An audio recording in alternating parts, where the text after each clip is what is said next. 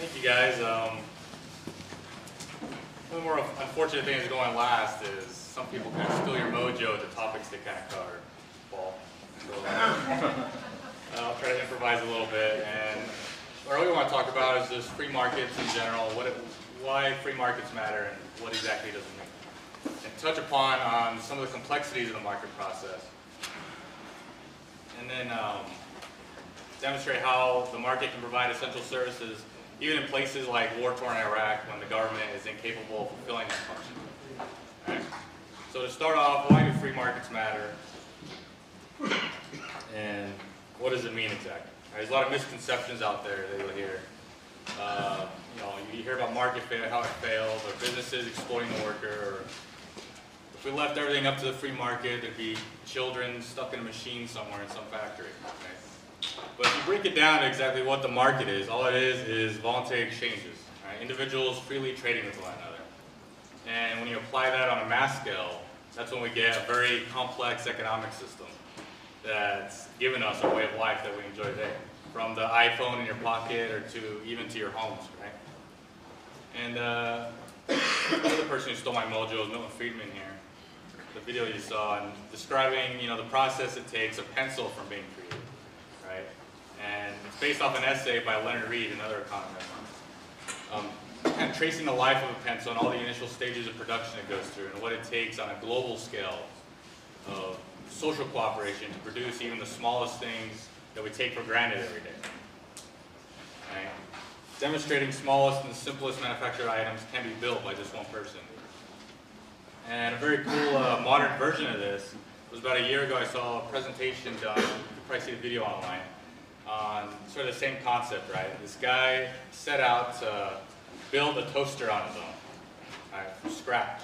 Now I'm talking about from scratch, it's not like he ordered a kit online and to assemble the toaster, right? I don't know if he sells toaster kits. But when I say from scratch, he actually went to the mines to pull the iron out, to process it into steel, went to the copper mines to extract the copper, make the wiring, rubber trees, wherever rubber trees grow to cut the wire. And it took this guy a year to build this toaster. Right? It was the ugliest toaster you could probably imagine. It was a blob of gunk that you wouldn't recognize. And it took him a year of his productive capacity, his hands, to produce a simple toaster that you can buy from Walmart for like $5, $10. Right? And when he plugged it in, it worked for like 5 seconds until it melted. It demonstrates how, what the free market is us working together to produce things that we couldn't even possibly imagine producing. I don't know, like Paul mentioned earlier.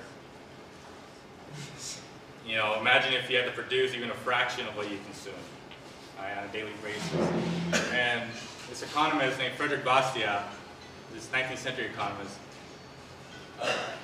sort of explained this, how even if an individual had to produce what he consumes today, it would take him 10 centuries of his own manual labor if left to his own devices.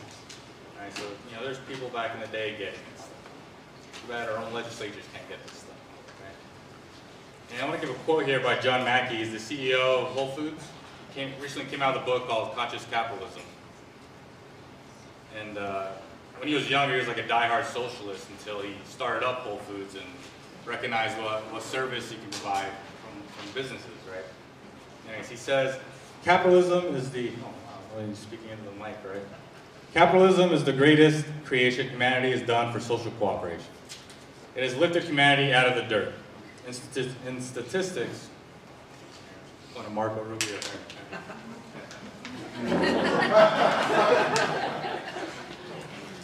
Sneak around for my water. All right. In statistics, we discovered when we were researching the book about 200 years ago when capitalism was created, where the ideas were fully implemented. 85% of the people alive lived on $1 a day. Today, that number is 16%. Still too high, but capitalism is wiping out poverty across the world. 200 years ago, illiteracy rates were 90%. Today, they're down to about 14%. 200 years ago, the average lifespan was 30. Today, it is 68 across the world. 78 in the States, almost 82 in Japan. This is due to business. This is due to capitalism. And it doesn't get credit for it. Most of the time, business is portrayed by its enemies as selfish and greedy and exploitative. It is the greatest value creator in the world. People don't realize that the market economy has done more to lift people out of poverty and improve our lives more than anything else they can possibly think of. The simple process of people trading and cooperating with each other. Okay? And when you think about it, a little mental exercise, like 200 years ago, what was the difference between a rich man and a poor man? Right? One got pulled around in a horse carriage everywhere. Probably didn't even have running water, right? And the poor man to walk around everywhere barefoot. Now what's the difference between a rich man and a poor man? Especially here in America, one drives a Lamborghini and the other drives some crappy car, I don't know, Chevy Volt. Crappy one already. Pretty much for free, right? But anyways, it's impressive to see this process, especially in war-torn Iraq when I was there. You know, in the absence of a functional government, in this war-torn nation where the economy was ravaged by war and decades of sanctions, how the market process was able to provide essential services, these basic necessities like electricity, security, money, and we realize we take certain things for granted. That if the government's not there, who's going to provide for some of this stuff? Who will build the roads? Right?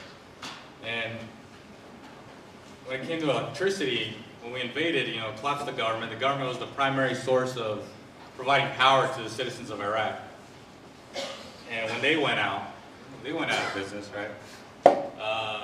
There was a gap that needed to be filled that the people demanded, right? And that's the beauty of the market, is the people in voluntary exchanges were able to fill this gap. And what we started seeing was neighborhoods pulling the resources together to start purchasing generators, enormous generators to power their neighborhood. And then you saw entrepreneurs seeing the opportunity, see businesses popping up, contracting out generators. And these neighborhoods would be hiring mechanics to operate these generators, maintain them, guards to watch over it, make sure they didn't get stolen or spliced off of. And a lot of the guards were like teenagers just watching over this stuff, right?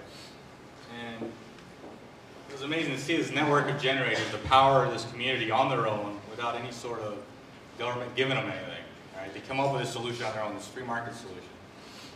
And so they can carry on their daily lives, watch their cable or whatever, watch their Arabic novellas, which many times I have to drag my own soldiers out of their living rooms because they're stuck watching these Arabic novellas. All right? Anyways, the other function that you wouldn't expect the free market to provide a solution for is security, defense, right? A police force. Even though we had over 500,000 soldiers in country, we're focused on still routing out insurgents, fighting a war. We don't have the capabilities to protect them from, the common criminal, the thieves and stuff. And again, there's this gap there. The free market comes to save the day. People voluntarily exchanging with one another. And you have these organizations popping up, neighbors employing neighbors to start watching over their houses, policing themselves up.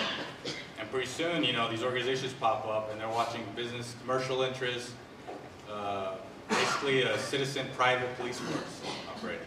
Another impressive feat of the market. One particular group I remember, they call themselves the Sons of Baghdad up in northern Baghdad. And we realized they were a lot better at protecting these people than we were, right? And we recognized that and we let them do their thing.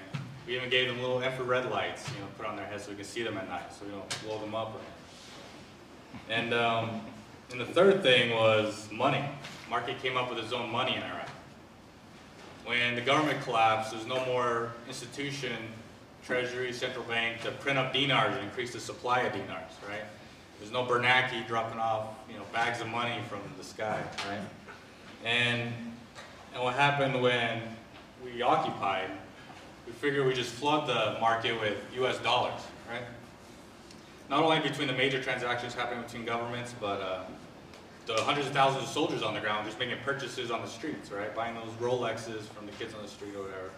And this flood of cash, we expected that the dinars would just fade away, right? Because they're dead. There's nothing backing it. There's no more increase of the supply. Just has Saddam Hussein's ugly mug on it.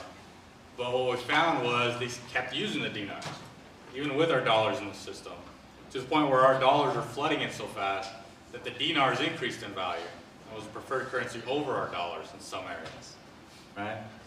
And so again, here the market deciding what they want to use to facilitate trade. And in other areas, they had bottles of water too, using as a medium of exchange to facilitate trade between people.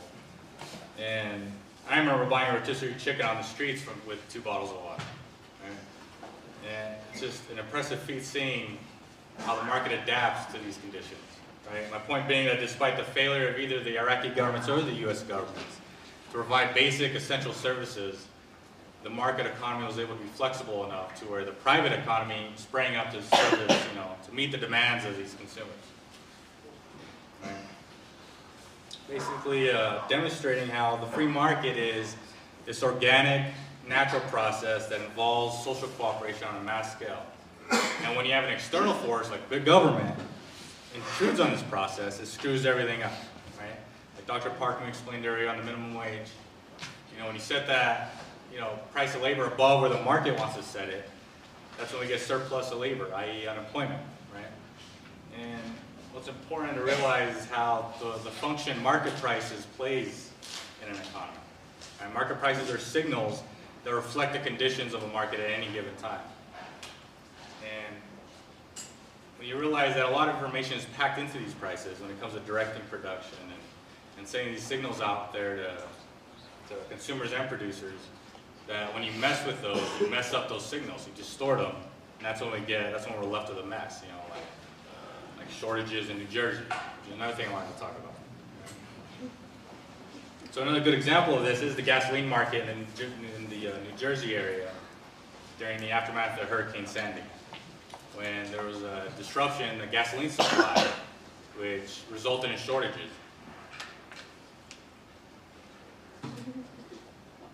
And what happened was, when prices shoot up, that's a reflection of the scarcity in this area of gasoline, right? And what it does is 2 things. It's sending these signals out to both consumers and producers. First, it's sending a signal out to consumers to start economizing. Right? Don't just deplete the entire limited supply we have. So it's kind of holding them back from using up this limited supply of gasoline. At the same time, it's sending another signal out to outside suppliers to bring in more gasoline, right? Through the profit incentive. And what would happen is bring those supplies in, it would eventually push the prices back down, and there's enough gasoline for everybody, right? And where's it going with this? And so, unfortunately, what happened, there was anti-price gouging laws on the books that prevented the market, hindered the market from doing this process, right? But it didn't stop it. All it did was push it underground, right? And the black market developed in the gasoline industry.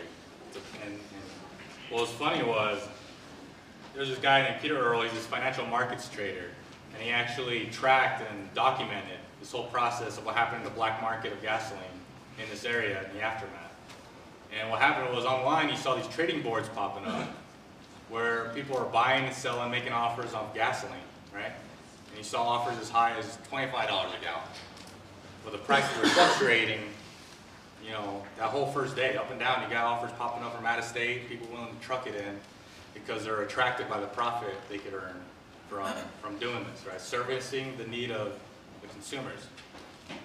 And at one point, you even had offers as far away as Georgia, willing to bring in these gasoline trucks to make a profit off the increased demand in this area. And what you're seeing in this market is how the black market's operating is it's reallocating gasoline from these areas that's least valued, least demanded, and pushing it to this New Jersey area where it's highly demanded, highly valued, right? And within 24 hours, you saw the black market settle around $5 to $7 a gallon per gallon of gasoline.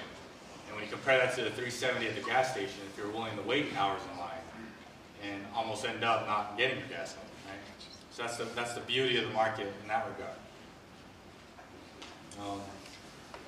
Those inherent mechanisms that's built into the market to where it utilizes people's self-interest to indirectly help other people, right? And unfortunately, the next day, that's when the government threatened prosecuting, price gougers. And consequently, what happened was, on the black market, damn that Marco Rubio. All right. the price of gasoline on the black market shot back up above $15 an hour. The suppliers dropped down. They were willing to take the risk of being prosecuted. So you saw the government ruining what the market's trying to fix, right? Because they think they can fix it better. They had a better idea on how to ration gasoline. And in the governor's, infinite wisdom, his bright idea was odd even license plate days, right? On this day, cars with odd license plates gets to pump their gas. On this day, even license plate gets to pump their gas. And again, you can't eliminate the market. And the market responds to this, and what happened was trading boards started to pop up online on buying and selling license plates. And this just goes to show you can slow the market and you can distort it. And you can even push it underground, but you can't eliminate it, because what makes up a market is just people interacting and cooperating with each other. You're not going to stop them, right? Especially in this area where people are surviving, they don't care about some governor's mandate on whether or not they can buy gas. They're going to make deals with each other. All right, and one important point I want to make is there's always going to be rationing. As Paul said, we have infinite wants, but finite resources to meet those wants. So the question isn't, whether it's rationing. There's always rationing. That's what the market does, allocates, right? As we saw, it brought gasoline from places where it wasn't needed and it brought it here to where it was. So the question is, who do you want to do the rationing? Some politician who's going to have a bright idea of odd even license plate days, or do you want the market to do the rationing through prices that accurately reflect the scarcities, right? Tell the truth of the situation. All right, and I'm pretty much close to done here. But in closing, I just want to give a quote of Ludwig von Mises. He's kind of the champion of Austrian economics. A lot smarter than I am. He's going to give his description of the market economy. He says, the market economy is the social system of the division of labor under private ownership of the means of production. Everybody acts on his own behalf, but everybody's actions aim at the satisfaction of other people's needs as well as at the satisfaction of his own. Everybody in acting serves his fellow citizens. That's exactly what you saw in the situation of Hurricane Sandy. Right? And this demonstrates that it's not just a moral issue of people being able to make their own decisions on how they spend their money or how they deal with their private property, but it's also a pragmatic one. We're fortunate enough to where the free enterprise system is the economic system that has achieved the best results. Right? And the role of government is to protect that system, not to try to run it, not to try to make it better, just to protect it. Right? Otherwise, it just ruins a good thing that's already happened. Even though the system's not perfect, it's the best system that's given us everything we could possibly dream about, right?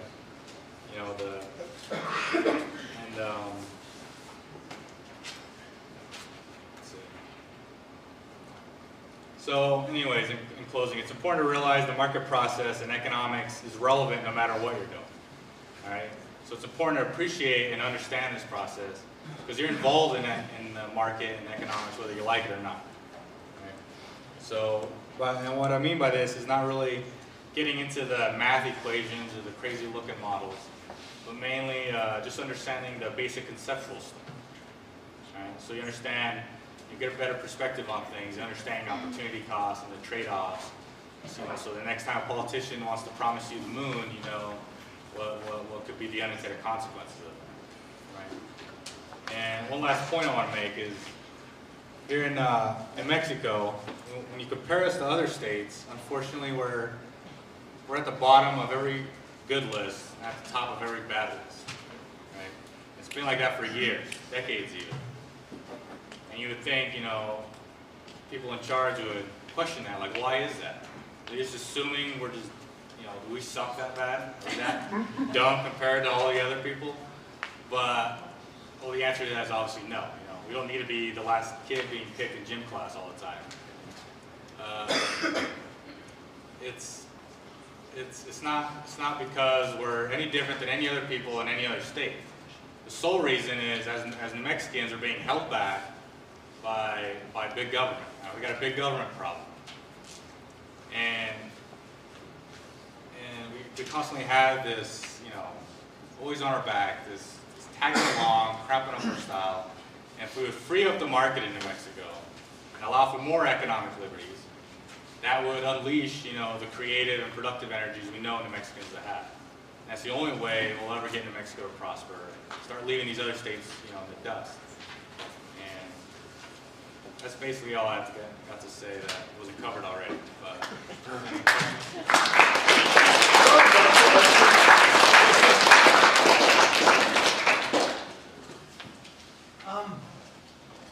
what industries do you think could be in New Mexico that aren't here because of government intervention? You know, like the film industry is here probably because of government intervention. But what businesses or industries are we lacking in New Mexico that would have a big impact? well, the question to ask is, it's not necessarily for some leader to decide that, right? If we free up the market will make that decision for us. So we might not even know otherwise, you know, what it could be that could pop up. Yeah, obviously, the oil and gas industry could really use a boom, especially if, you know, Obama allows us to start exporting it to the rest of the world, right? Since they're knocking on our door, they want, you know, some of our natural gas resources, and that could be a boom for our economy if they would just open up the market and let us sell to these other people, right? But I guess one good example of sort of industry being stifled by a government, you know, regulation or whatnot is the taxi industry. You know, the Rio Grande Foundation has been working on this, and the taxi industry is so heavily regulated that obviously we have a shortage of taxis. Has anybody ever tried to call a taxi here? You know, and it takes like an hour just to get picked up by a taxi, and the prices aren't that great. And the problem is it's a state-sponsored monopoly, right? And to the point where, you know, to even open up a taxi industry in New Mexico, the taxi industry has to get their business rates approved by the commission, Public Regulation Commission, and it also has to, in a sense, ask permission by the competitors in the market.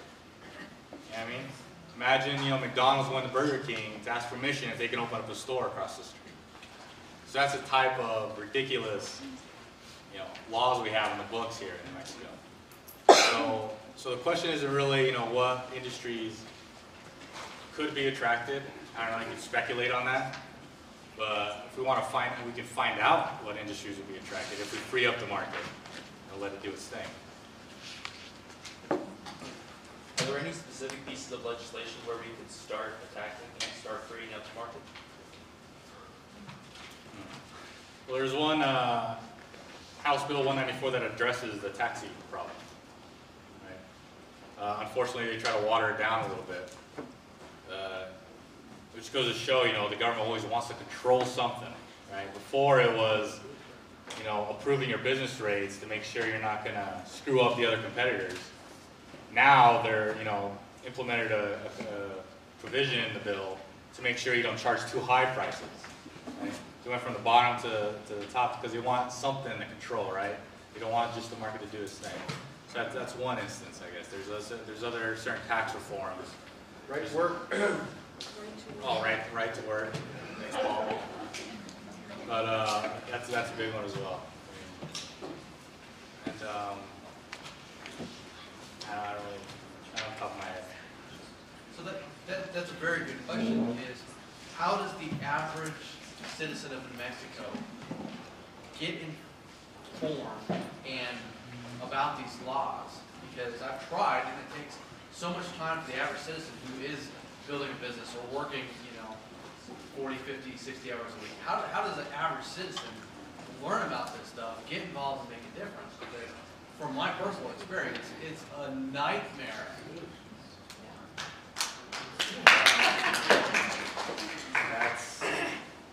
You didn't come up with an answer to that question. You'd be the next governor, but Too busy working. I think that's one of the biggest things. That's why the events like this are so important, because of the sort of ignorance when it comes to how economics and markets work. Right? There's certain things politicians will put out there because people just they say they don't trust their politicians, but honestly, the majority of people do. You keep re-electing them. Exactly. We can't. You know, they say. What? I'm sorry, I didn't mean to interrupt. You're doing a project for us that could be useful in getting informed in legislation. It's true. Let me mention that. So share. Please share. It's a secret. No, honestly, it's on the Rio Grande site. You can find we're actually tracking the bills and analyzing the bills and scoring the bills. And there's actually a scorecard that will provide the scores for the legislatures, and it's a freedom index that provides an overall score on what it does for freedom each bill, right? So at the end, it tabulates the total score for each legislature and how they voted. So if you go to this site, riograndefoundation.org, you can find the bill tracking system that we got going on. So that's one way to do it, right? But And that's exactly the stuff that I'm looking for. I need somebody to know who gets paid for this for a living to digest this information, and not to tell me you should vote for this or you shouldn't vote for it. Say, these are the impacts, honest, fact-based, these are the impacts, and I'll go make my own mind up. But, I don't have 4 hours a day to go read these stupid bills. right. Probably, I guess I misunderstood the question, but that is exactly what we're doing. Yeah, that's Exactly what the Rio Grande Foundation does, trying to inform people. And so if you go to that site, you can get all the information on the bills, actual analysis on how it affects our economy and what it will do. Thank you. I want to change tax for a minute. The question about the economics department at UNM, I have enjoyed your talk. I enjoyed Dr. Carpenter's talk this morning. Would you say that your viewpoint is representative of the department here? I'm looking for the... Quit laughing over that. No, I know nothing about the economics department. She's laughing because I go home every day to complain to her about what I'm learning in school. So I guess the short answer is no. Okay, fair enough. And a lot of what I know is actually what I've learned just from reading, so supplementing my material, other than the mainstream what you learn in school. And you're always bumping heads with the teachers on the assumptions they're making. And so no, the economic department at UNM doesn't exactly reflect what I'm talking about. Okay, thank you. So how can all economists not be libertarians? That's what I say every day. To me, it's common sense economics. It's either good or bad economics. Like Milton Friedman says, and what we're talking about here is very straightforward, logical. I mean, you can trace it, and then so I don't know. It's frustrating. Okay, I can't tell you. Any other questions? A little sketchy on my public speaking. All right, so last time I spoke was a bunch of front of privates. If they weren't paying attention, I was making do push-ups. Y'all did great. Yeah. Thanks again to all the speakers. Before I go, definitely let's give a round of